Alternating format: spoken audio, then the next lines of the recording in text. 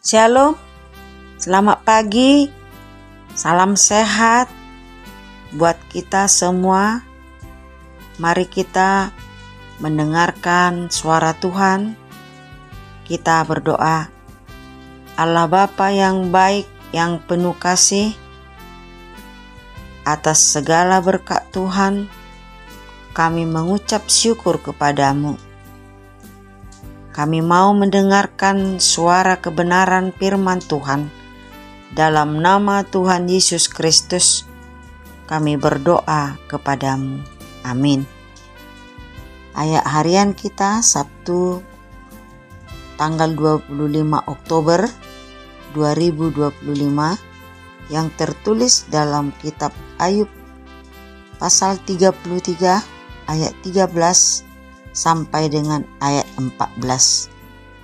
Mengapa engkau berbantah dengan dia, tidak menjawab segala perkataanmu? Karena Allah berfirman dengan satu dua cara, tetapi orang tidak memperhatikannya. Demikian firman Tuhan. Saudara-saudari kekasih, komunikasi sangatlah penting dalam kehidupan kita sehari-hari. Komunikasi bisa mempengaruhi orang lain serta berkontribusi lebih harmonik dan produktif. Komunikasi adalah alat esensial untuk berbagi informasi, memperluas wawasan supaya mendapat pengertian yang baik.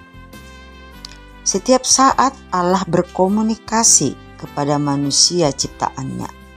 Satu kali, dua kali, bahkan berulang kali dan berbagi cara, namun seringkali manusia tidak memperhatikan, memahami, atau tidak mengerti maksud Allah.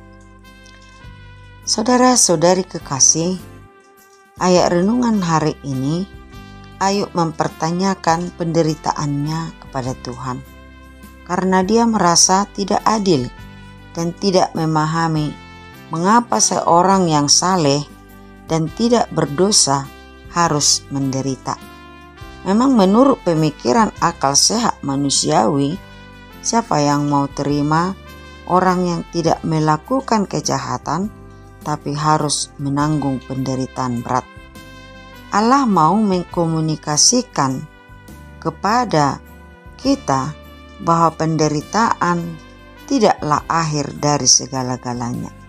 Siapa menyangka, saudara, kepahitan yang dialami Ayub berubah menjadi berkat yang berlipat ganda? Seandainya Ayub tidak terus tabah berpengharapan kepada Tuhan, mungkin dia tidak akan mendapat hidup yang lebih indah.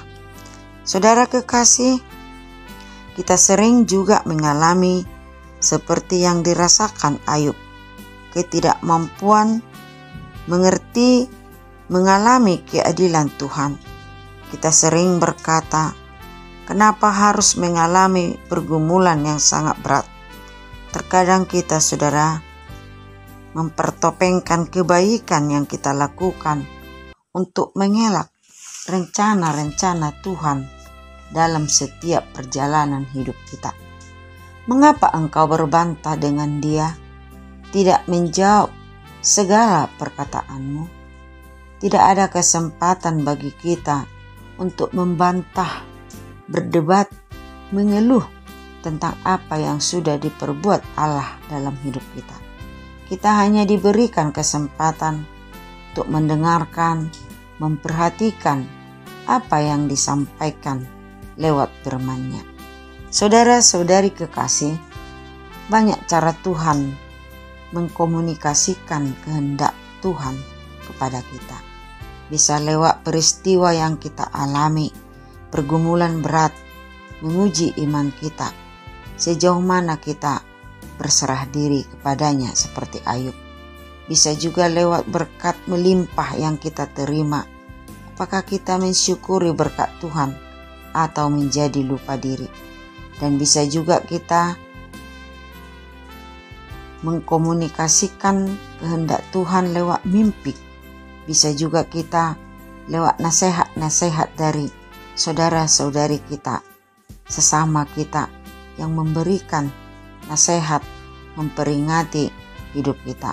Termasuk juga saudara, pada ayat renungan ini, sahabat Ayub yang bernama Elihu yang memberikan nasihat, peringatan, dan bertanya kepada Ayub, "Mengapa engkau berbantah dengan dia?" Saudara-saudari kekasih, sangat sulit menerima kenyataan hidup ini.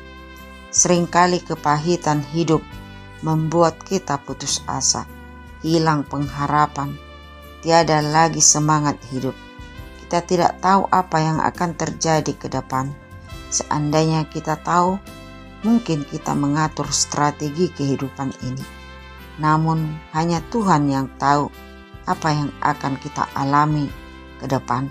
Saudaraku kekasih, mari belajar dari pengalaman hidup Ayub. Allah lah pemilik kekuasaan penuh dalam kehidupan Ayub. Otoritas dan kendali Allah tertinggi yang mutlak atas segala sesuatu dan tidak bergantung kepada manusia.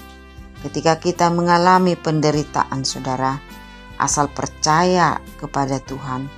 Allah bekerja dengan banyak cara untuk menyelamatkan kita, orang percaya. Selamat beraktivitas. Tuhan Yesus memberkati. Mari kita berdoa. Anugerah dari Tuhan Yesus Kristus, kasih setia dari Allah Bapa, dan persekutuan Roh Kudus kiranya menyertai kita hari ini sampai selama-lamanya. Amin.